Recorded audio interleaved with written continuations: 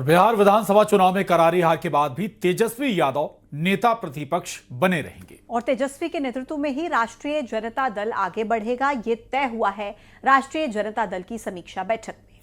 हार पर मंथन के बीच लालू परिवार में टेंशन जारी है और परिवार की इस कलह पर सियासी वार पलटवार भी तेज है।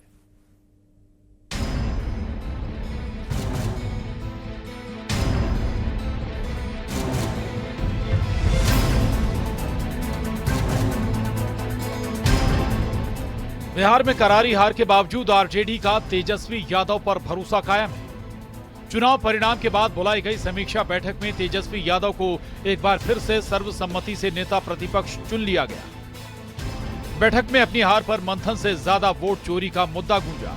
आरोप एनडीए पर वोट खरीदने का लगाया गया कि सर्वसम्मति से विधायक दल का नेता तेजस्वी प्रसाद यादव जी को चुना जाए। सब लोगों ने सर्वसम्मति से उनको चुना। उधर चुनाव में जबरदस्त हार के बाद लालू परिवार में कोहराम मचा है। अपने भाई तेजस्वी और उनके सिपह सालार संजय यादव और रमीज नेमत के खिलाफ मोर्चा खोलने वाली लालू यादव की बेटी रोहिणी आचार्य रोते हुए एयरपोर्ट पहुंची और अपनी दर्द भरी दास्तां बयां की। प्रताप, आप ये बात जाकर के तेजस्वी यादव किसके शह पे हुआ है उनसे जाके पूछिए, संजय यादव से पूछिए, रेचल यादव से पूछिए, क्या नाम है उसका, पिताजी मेरे साथ हमेशा। कल मेरे माता पिता भी रो रहे थे, मेरी बहन रो रही थी मेरे लिए। मुझे भगवान ने मुझे सौभाग्य दिया कि मुझे मेरे इस तरह के माता पिता मिले जो मेरा हर समय मेरा साथ दिए। मुझे बस इतना ही कहना है कि भगवान ना करे कि आप लोग के भी घर में कभी मेरे जैसी बहन बेटियां हो। जिस घर में भाई हो, भाई लोग का ही योगदान होना चाहिए। काहे सारा बलिदान बेटी लोग दी, और जब बेटी कुछ सवाल पूछे तो आप बोल दीजिएगा कि अब ससुराल में जाओ, तुम्हारा शादी हो गया है। हालांकि अब लड़ाई इससे आगे बढ़ चुकी है। रोहिणी के बाद लालू यादव की और 3 बेटियां रागिनी, चंदा और राजलक्ष्मी भी पटना छोड़ चुकी हैं। ये सब गुंडा क्रिमिनल है। ये सब सोना, अफीम, गांजा, भांग बेचने वाला क्रिमिनल मर्डरर सब है। असलहा ढोने वाला को सबको घर में बिठा लिया है। इसको ज्ञान है, इसको भी फंसा देगा सब। तेजस्वी को ही सब फंसा देगा। मुख्तार अंसारी था ना जी, उसका साड़ू भाई का भाई है वो, जो यहाँ जो रोहिणी नाम ले रही है। लालू के सामने बेटियों के साथ हो रहे इस व्यवहार को लेकर जेडीयू और बीजेपी ने सवाल उठाए। लालू जी, राबड़ी जी लाचार हो गई हैं। कौन है ये रमीज? सवाल इस बात का है, हिस्ट्री सीटर है। कैसे लालू जी के घर में रह रहा है? ये गुनाहगार कौन है ये, जिस पर 10 या 11 आपराधिक मामले हों, जो जेल की यात्रा करके आया हो? वह राष्ट्रीय जनता दल का चुनावी प्रबंधक है। रोहिणी आचार्य एक बेटी है, एक महिला है, एक मां है, और अगर उस परिवार में उसका सम्मान नहीं है तो लालू जी और राबड़ी जी जरूर इस बात पर संज्ञान लेंगे, ध्यान देंगे कि उस परिवार में बेटी को जो अपमानित करने का काम कोई तीसरा आदमी करे, हमें नहीं लगता है लालू जी इसको सहन करेंगे। उधर बीजेपी इस मुद्दे पर लालू परिवार को घेर रही है। केंद्रीय मंत्री गिरिराज सिंह ने कहा कि पीएम मोदी ने पहले ही कहा था चुनाव के बाद लालू परिवार ही बिखर जाएगा। चुनाव के बाद लालू जी का परिवार ही बिखर जाएगा। और जब कोई पार्टी परिवार की पार्टी हो जाती है, परिवारवाद को अब लोकतंत्र में खत्म होने का समय आ गया। बिहार में हार और लालू के परिवार में दरार और उस पर सियासी वार पलटवार जारी। इस बीच एनडीए में जश्न का माहौल और भव्य शपथ ग्रहण की तैयारी शुरू हो चुकी है। Bureau report, news 18।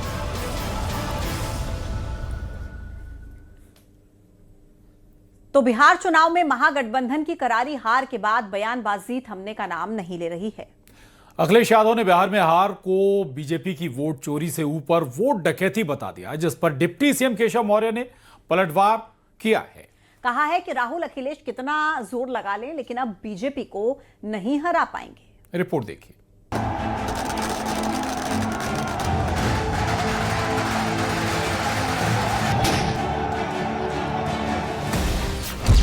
बिहार चुनाव में महागठबंधन की हार के बाद सियासी बयानबाजी जारी है। बेंगलुरु में एक कार्यक्रम में अखिलेश यादव ने कहा कि यूपी के बारे में यही कह सकते हैं कि जो पार्लियामेंट जीतता है वही असेंबली जीतता है। यूपी के बारे में मैं कह सकता हूँ कि जो पार्लियामेंट जीतता है वही असेंबली जीतता है। ये पिछले कई सालों का रिकॉर्ड है। और जहां तक रीजनल पार्टीज की परफॉर्मेंस की बात, मैं दूसरे दल के बारे में नहीं कहूंगा, लेकिन मैं अपनी पार्टी के बारे में कहूंगा। समाजवादी पार्टी ने अभी तक का सबसे अच्छा परफॉर्मेंस दिया, और वहां पर दिया जहां पर सरकार कहती थी उनके डबल इंजन है। केशव प्रसाद मौर्य ने पलटवार कर अखिलेश अभी भी राहुल गांधी से नहीं सीखे ये कहा है। लोकसभा चुनाव के बाद बीजेपी हरियाणा, महाराष्ट्र, दिल्ली और बिहार जीती। बीजेपी को रोकना राहुल अखिलेश के बस की बात नहीं है। अब कोई बूथ लूट कर माफियाओं के बल पर चुनाव नहीं जीत सकता। श्री अखिलेश यादव जी अगर अपने दोस्त श्री राहुल गांधी से नहीं सीखे हैं फर्जी आरोप लगाना, फर्जी पीडीए चलाना और परिवारवाद करना, गुंडों, अपराधियों, माफियाओं का साथ देना, तो यह राजनीति न जंगल राज, कट्टा राज बिहार में चल पाया है, न गुंडा राज, दंगा राज और अपराधियों का राज उत्तर प्रदेश में चल पाएगा। अब जातिवाद और परिवारवाद की राजनीति के अंत की शुरुआत बिहार ने कर दी है। अब देश विकास के पथ पर आगे बढ़ेगा, गरीबों के जीवन को खुशहाल बनाने के लिए आगे बढ़ेगा, और श्री अखिलेश यादव जी सैफई जाने की तैयारी कर रहे हैं। अखिलेश ने बिहार चुनाव में मिली हार को बीजेपी की वोट डकैती बताया है। उन्होंने कहा कि अब मामला वोट चोरी से ऊपर वोट डकैती तक पहुंच गया है। बीजेपी वोट चोरी से ऊपर वाला काम करती है। चोरी से ऊपर क्या बोलेंगे हम? हमारे यहाँ डकैती बोलते। तो ये चोरी नहीं है। मैंने कांग्रेस को भी समझाया कई बार, ये चोरी नहीं है। चोरी तो छोटी चीजों की होती है। ये तो पूरा इलेक्शन चोरी हो गया, तो इसको तो डकैती बोला जाएगा। बिहार में अखिलेश की समाजवादी पार्टी को भले ही एक भी सीट गठबंधन में नहीं मिली थी, लेकिन उन्होंने तेजस्वी के लिए जमकर प्रचार किया था। लेकिन बिहार में करारी हार के बाद अखिलेश इसे जहां वोट डकैती बता रहे हैं, वहीं बीजेपी भी हमलावर है। Bureau report, news 18। और रामपुर जेल में आजम खान एक बार फिर पहुंच गए हैं। उन्हें जिला जेल की बैरक नंबर 1 में रखा गया है। 2 पैन कार्ड रखने के मामले में आजम खान के साथ उनके बेटे अब्दुल्ला आजम को भी इस मामले में दोषी पाया गया और दोनों को 7-7 साल की सजा हुई है। आजम खान इसी साल 23 सितंबर को जेल से रिहा हुए थे और अब फिर से जेल के अंदर पहुंच गए हैं। बीजेपी नेता आकाश सक्सेना ने 2019 में आजम और उनके बेटे के खिलाफ केस दर्ज कराया था। कोर्ट के फैसले के बाद उन्होंने खुशी जाहिर की है। रिपोर्ट देखिए।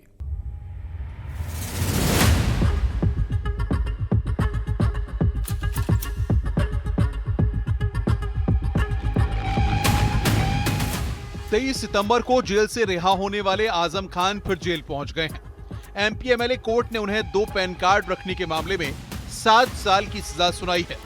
आजम खान के साथ उनके बेटे अब्दुल्ला आजम को भी इस मामले में दोषी पाया गया है और उन्हें भी 7 साल की सजा हुई है। जेल जाते वक्त भी आजम खान ने कोर्ट के फैसले पर तंज कसते हुए कहा कि कोर्ट ने उन्हें दोषी समझा, इसलिए सजा सुनाई है। कुछ नहीं, क्या कहना है, अदालत का फैसला है, क्या कहना है। कोर्ट ने आपको 7 साल की सजा सुनाई है, बेहतर है। गुनाहगार समझा तो सजा सुनाई है। बीजेपी नेता आकाश सक्सेना ने 2019 में आजम खान और उनके बेटे के खिलाफ केस दर्ज करवाया था। कोर्ट के फैसले के बाद आकाश सक्सेना ने आजम खान पर कहा कि मीडिया में बात रखने से कुछ नहीं होगा, अगर सबूत है तो कोर्ट में दीजिए।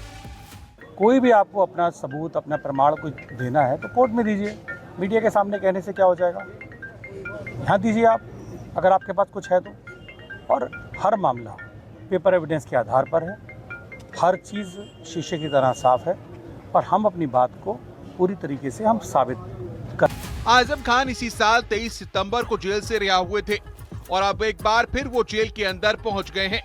आजम खान और अब्दुल्ला आजम दोनों को रामपुर जिला जेल के बैरक नंबर 1 में रखा गया है।